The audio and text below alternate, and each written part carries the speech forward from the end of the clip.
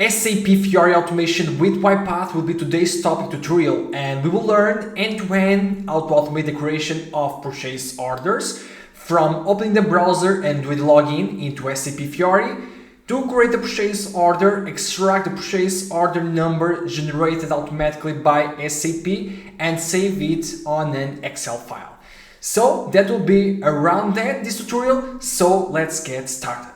Just mentioning very briefly the prerequisites, which are having UiPath Studio installed on the machine and then a UiPath browser extension added to a supported browser, which are Edge, Chrome or Firefox. So you can use one of these to automate SAP Fiori with UiPath.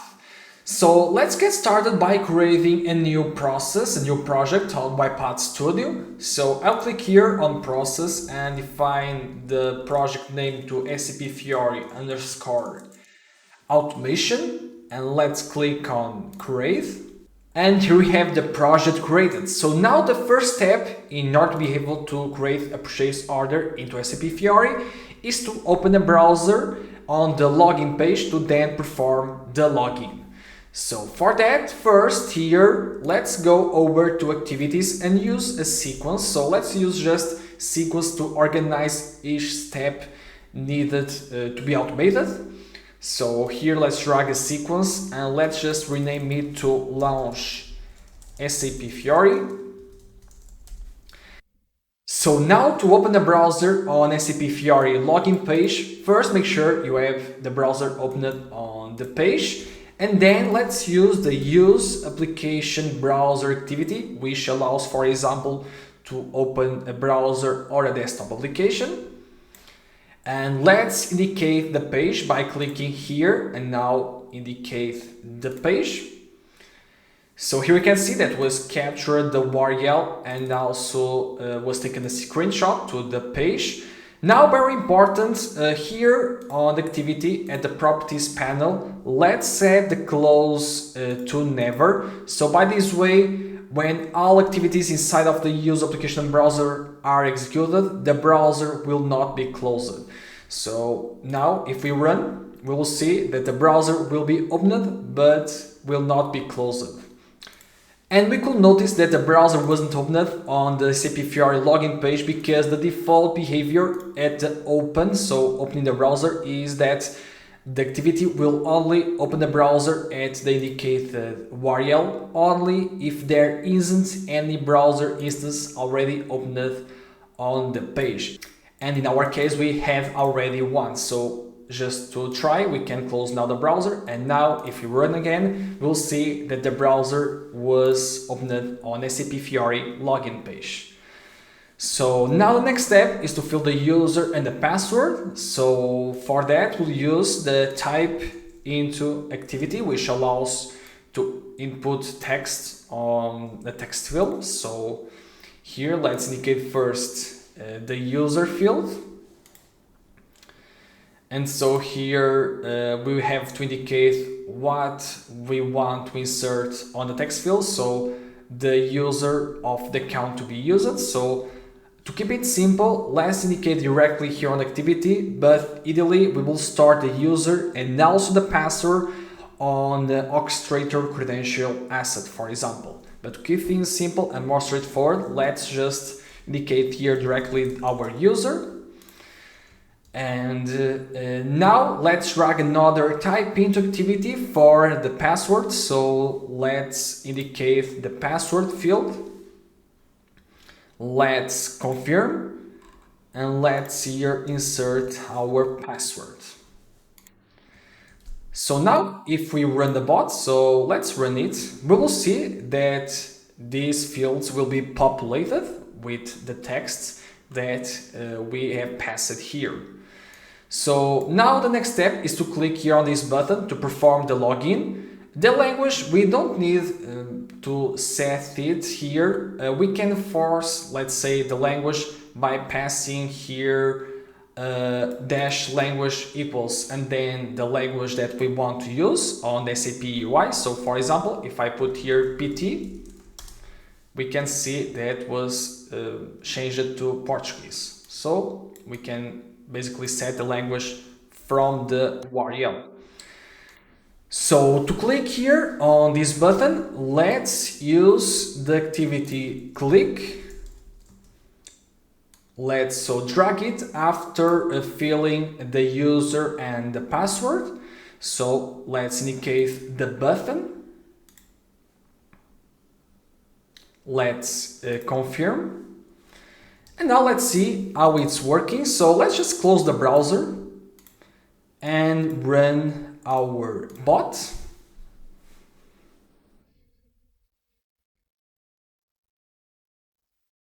And you can see that login was done successfully into SAP Fiori.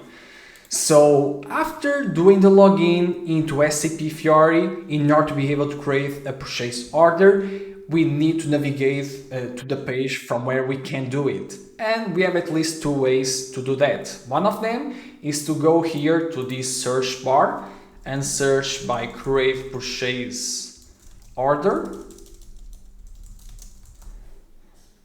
And so then we have to click here on create purchase order dash advanced. And so it's from this page that we can create the purchase order.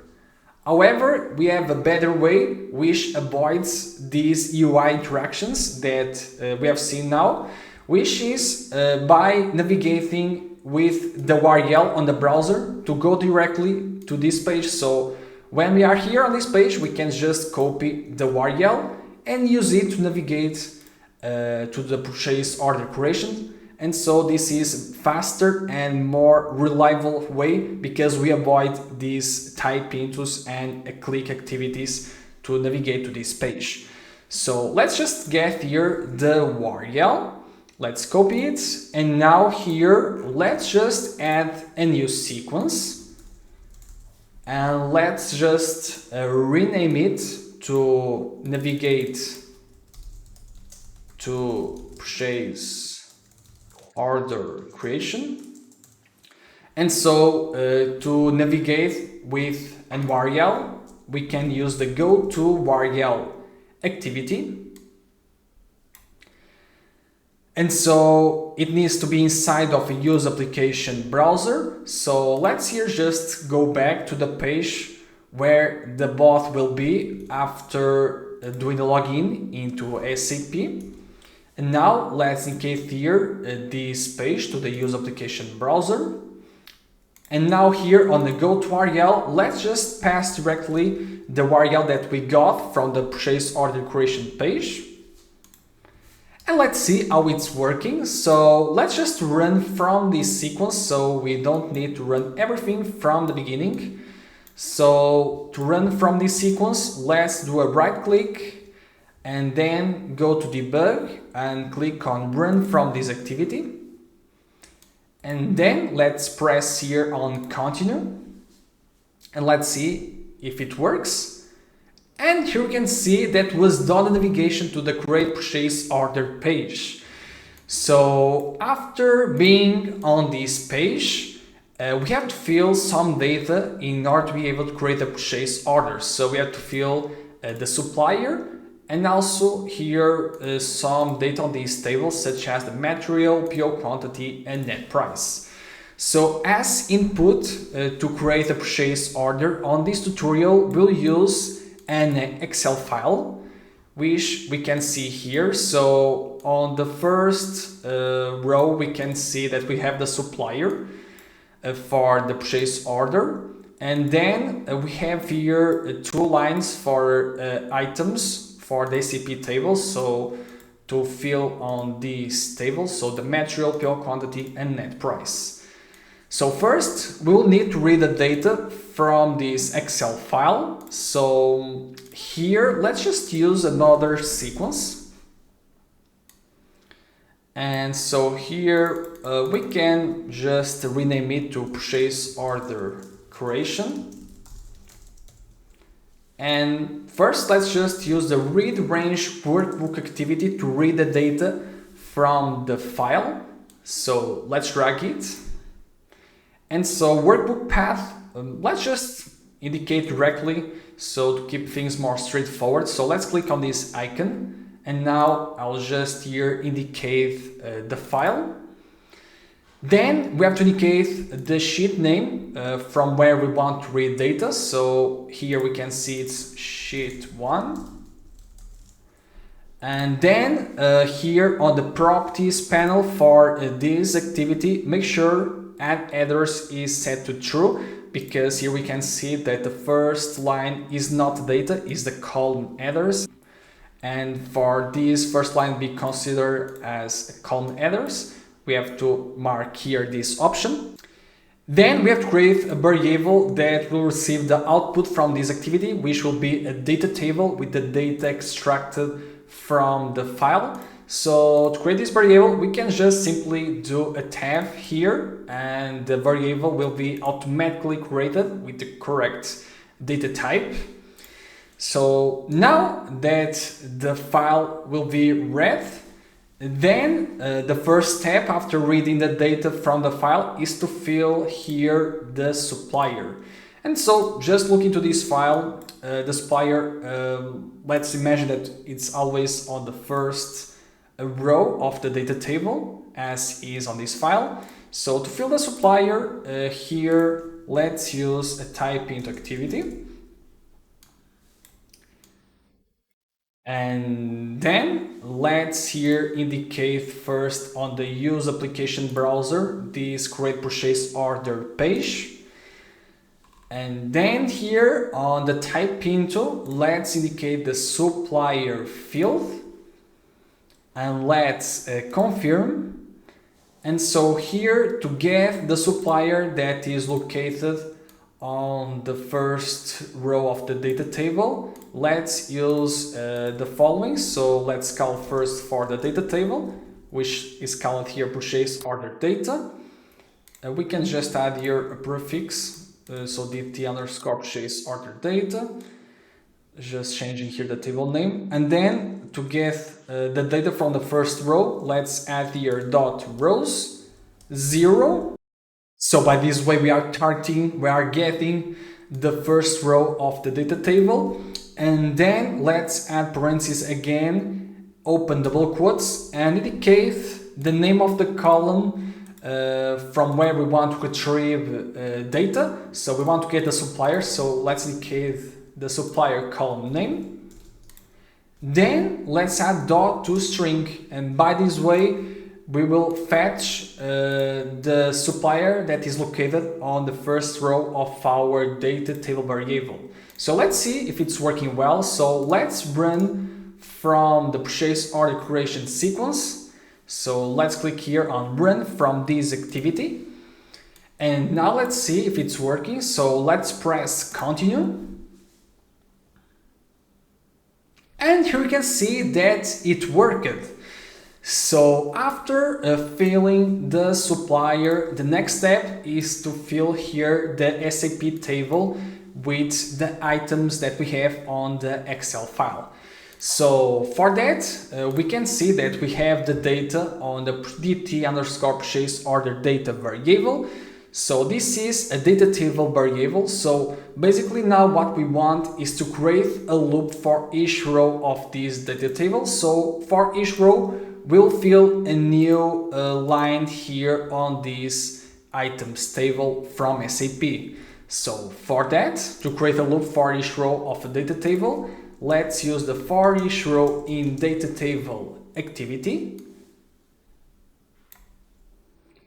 So here we have to indicate the data table from which we want to iterate each row. So here is our data table variable that we have created. And now inside of this loop for each row in data table, we have to execute the activities that will fill each cell from this SAP table and always moving to the next one. Meaning, so first we'll fill the first row, and then if we have more items to add, we'll jump to the next row, and so on, so on, so on. So to fill the SAP table cells, we have a dedicated activity which is called a table cell scope, which works both for SAP GUI, so the desktop version, and also for SAP Fiori. However, this activity only supports SAP Fiori versions at 1.52 or above, and I'm running a version of SAP Fiori way below, so I can't use this activity. So we can see if I drag, just to show, if I indicate, we can see here the error message. So dedicated target doesn't belong to any of the supported SAP frameworks, because on my case, the SAP Fiori is below, the version is below than the one supported officially by UiPath. However, that's no problem. There is another approach that in fact uses less activities and it works exactly in the same way. It just requires a small tweak on the selector in order to always move to the next row for each item to add on the table. So for that, to use that approach, let's use here a type into activity. And so we have to use a type into activity for each cell to fill here on this SAP table. So for the material, PO quantity, and net price. So let's indicate first the material. Let's now confirm. Let's also already drag another type into for the PO quantity, and let's drag another one for the net price. So this is the data that we have on the file and which we can fill here on this table.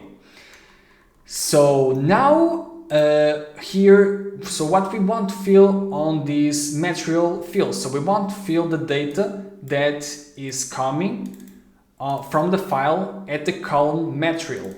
So here let's get the column name, and so how we can get from the row being iterated on this data table variable, which contains the data from the Excel file, how we can just fetch the material from the row. So for that we can use current row, open parentheses, double quotes, and then indicate the column name of the value that we want to retrieve.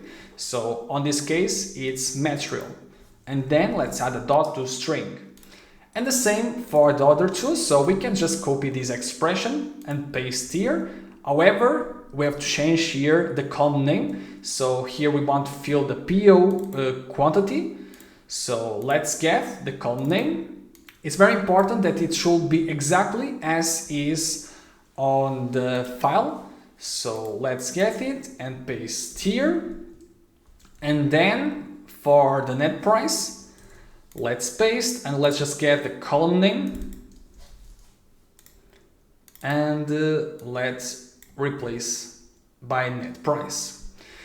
So now if we run this bot, what will happen is that first it will fill the first row with the data that we can see here on the file. So this data, and then it will override the existing data that was previously, and then it will override the data that was previously filled, so this data, by this one. So let's just see what will happen, so to be more visual. So let's here run our bot from this purchase order creation sequence. So let's click here and then go to debug and run from this activity and just press continue. So here we can see that is being filled the SAP table on the first row. However, now the data is being overwritten by the data that we have on the second row of our Excel file. So how we can make the bot here by using here this approach. So just using the typing activities to always jump to the next empty row. Are you ready to master SAP automation with platforms like UiPath, Power Automate, Automation Anywhere, Blue Prism, and even Python? In my upcoming courses, you'll get hands-on experience and real SAP access so you can practice everything you learn. Free access to SAP is impossible to get as far as I'm aware, but I'll got you covered on my courses. And I'm about to launch these SAP automation courses anytime soon. Subscribe via the link below in the description or in the comments to stay tuned and be the first to know when these courses go live. So basically what we have to do is to change here on the type into at properties panel, go to the selector. So here we can open the targets and then go to strict selector, which is the one being used. And here we can see so that we have the property table row. And so here we can basically define which row to target on the SAP table, meaning 0 the first row, 1 the second row, 2 the third row, and so on. So just we can see, so I'll just refresh here the page. And now let's just change here table row to 1. And now let's click on validate so we can see that it's valid. And now if we click on highlight, we can see that it's being targeted the second row. And now if we change to 2, we will see that will be the third. So all we have to do is to make this value to change dynamically for each new row that we are iterating. So the easiest way here is just on the for each row in data table, we have the index property. And so basically for each loop done, the index will increment and it starts by 0. So here we can just create a variable int loop index. And so because this starts by 0, which is the index of the first row of the SAP table, and then always increments by 1 in the end of each loop, we can use this as a variable as the way to target always the next row of the SAP table. So for that, now we go here on the type into activity at strict selector, change here, so I'll just here maximize a bit, and change here this property. So let's delete the hard-coded number. Now do a right click and click on use variable. And now let's use this variable int loop index. And that's basically it. So now we can confirm and press OK. And now we have to do the same for the other activities. So here, let's replace the 0 by the variable. And now let's do the same for this type into. So let's delete the 0 and replace by this variable that will always incremented by 1 at each new loop done here on this for each row in data table. So let's see if it works well. So let's run again from this sequence. So let's do a right click, debug, and run from this activity. And let's press continue. So it's been filled the first row of the table. And now it's been filled the second row. So it's working well. So just to try, we can even add here another line. So let's just duplicate this latest one and save the file and try to run again. So let's just here refresh the page to reset the data. So to be empty, everything empty again. And now let's close the file and run again from the sequence. And now we should see being filled 3 rows on the table. So now it's being filled the first one, now the second, and now we should see the third also being filled. And as we can see, it's working properly in a very dynamic way. So now I'll just here delete this duplicated line that I have added here and save the file. So after filling the supplier and after filling the data on this SAP table, we have to click here on create to execute the creation of the purchase order. So for that, let's here after the loop, so after the for each row in data table loop, add a click activity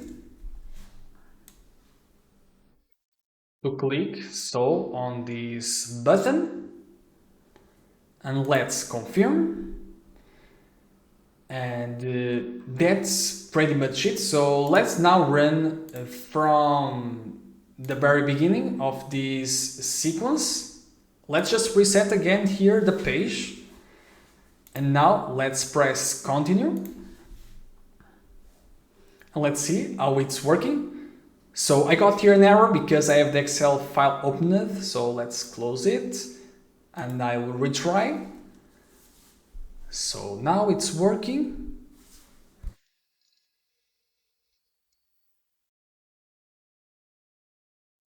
So now we done the click on the create.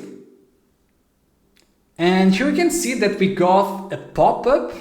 So let's handle it properly. So we can just have here a check app state activity, just to keep it, well, straightforward. So let's just add a check app state to validate if the pop-up appears. And so if it appears, we will click on the yes. So let's indicate first here this pop-up to the activity. Let's confirm.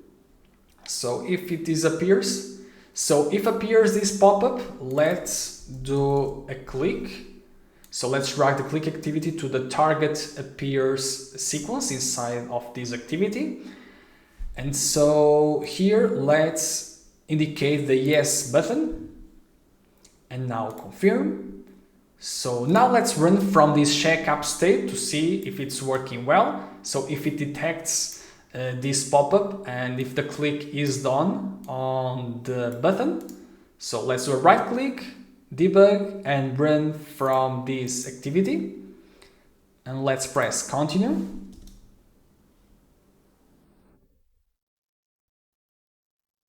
And so we got another pop-up. Let's also add here a validation. So check app state to check this pop-up. So if it appears, we will click on the old button. So let's add a click.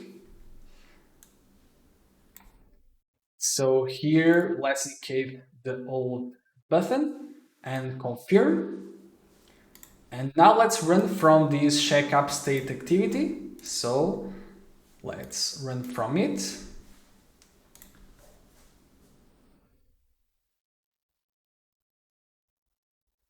And you can see that the PO was created. So now that we are able to create the purchase order, let's extract the PO number that is automatically generated by SAP. So for that, here after creating the purchase order, let's use a get text activity, which allows to extract text from a UI element. And so we'll use this activity to first extract the text from this SAP status bar. So let's drag the get text to our project. And it's true that there is the read status bar activity, but this one works for SAP WinGUI. So for SAP Fiori, we must use here, for example, the get text. So now for the get text, let's indicate here this element like this. So we can see here that appears highlighted only this part, this element. And now let's confirm. And so now we'll get as output the text extracted from this element. So let's declare the variable str status bar message text, for example. And so let's see if we are able to really get the text from this status bar. So check easily, I'll just have a right line here on the bottom and add the breakpoint. So to add the breakpoint, I'll do a right click and now click on toggle breakpoint. And by this way, when we are running the bot in debug mode, the bot will stop here and we can check, for example, variables values, such as this one, to check if there is the text that we can see after creating the purchase order. So now let's run from this get text activity. So debug, run from this activity. Let's press continue. And now the bot will stop here at the right line because we have a breakpoint. And so now if we go to the immediate panel and enter the name of the variable that stores the text, here we can see the text. So basically it contains the status message, so the message type. And also we can see here the text of the message. And so what we want is this number. So to extract this number, we have some approaches. We'll use RegEx, so regular expressions, to extract this number.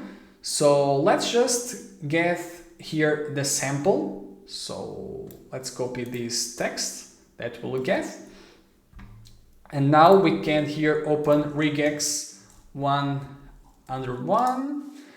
And so let's paste this example that we have. And so to extract here the PO number, we can use a look behind. So like look first for the text under the number and extract the number that is after it. So for that, let's open parentheses, question mark, and then add here equals. And so we can here add this text.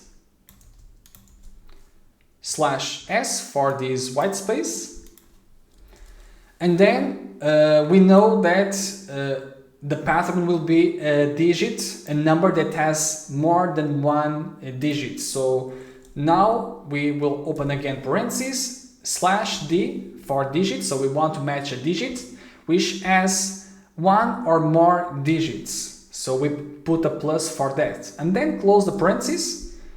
And here we can see that we are matching what we want, which is the purchase order number. So let's copy this expression. And now let's stop the bot. And we can now remove this right line.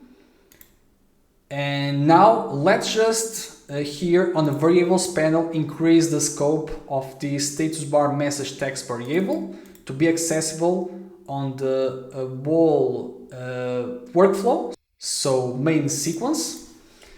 And now let's just add here a new sequence which we'll call save PO number, for example, save PO number. And so initially, let's retrieve the number from the status bar. So for that, let's use an assign activity. And let's declare the variable str PO number. And so now here, let's execute the regular expression. So we can first, just to be more cleaner, we can import here the namespace for regular expressions. So system.text.regular expressions. And then here use regex.match. So we want to match a value from a string by using a pattern, the one that we have created. And so first we have to pass the text from where we want to match a specific data. So let's pass here the status bar message text variable. Then let's add a comma, and now we have to pass the pattern. So we have to put it, on our case, let's put it inside double quotes as we are passing here on the string. So let's paste here the pattern that will match the purchase order number. And then here, finally, let's add dot value to basically retrieve the value, the text matched from this regular expression. And so by this way, we'll have the PO number. So let's see if it's working well. So I'll just add here a right line and add a breakpoint. And let's just run from this get text activity. So we retrieve here the text from the status bar and we can try to get the PO number from the text.